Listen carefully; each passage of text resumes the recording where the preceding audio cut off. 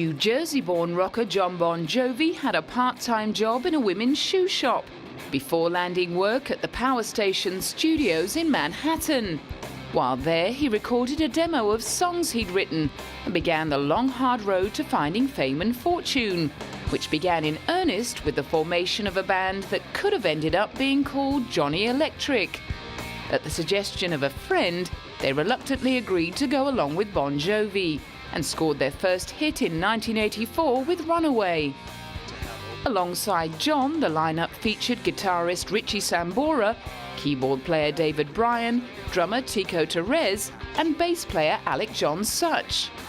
Unlike Duran Duran, Bon Jovi have never broken up, and apart from the 1994 departure of Alec, the lineup has remained rock solid.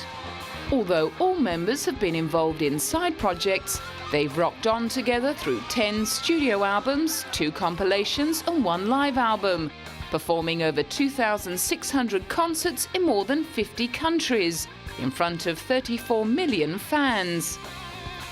Having already passed their 20th anniversary when they released their 9th album in 2005, Have a Nice Day delivered the band the best first-week sales of their career, shifting more than 200,000 albums in the US. They were in a great position to give back and donated the proceeds from sales of the title track to building homes in a depressed area of Philadelphia. We're taking all the money from the video and using a very small portion to actually film it, but the rest of it is going to building houses for Habitat for Humanity, which ties back to all of my philanthropy and social issues that I've been very involved in the last almost 3 years now as the owner of the Philadelphia Soul. And what has made the team so successful is giving back to the community. Now that'll be multiplied by 10 because it's the band. The album's second single, Who Says You Can't Go Home, ended up becoming a crowd favourite on Bon Jovi's world tour to support the album.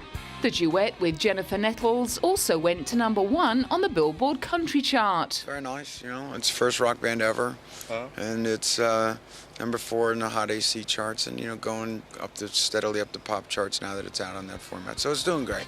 While Duran Duran had Mark Ronson to help them breathe new life into their back catalogue, Bon Jovi reinterpreted their big hits themselves. You need to be removed from a record to understand what it really is. You know, when you're caught up in the moment, you're just doing it artistically. These were old friends to a lot of people in the world, these songs, and to take them and recreate them so dramatically was a risk, but for us a reward. Instead of ramping the tempo up on old favourites like Keep the Faith, Bed of Roses and Living on a Prayer, they took an unplugged approach and re-recorded the songs at ballad tempo.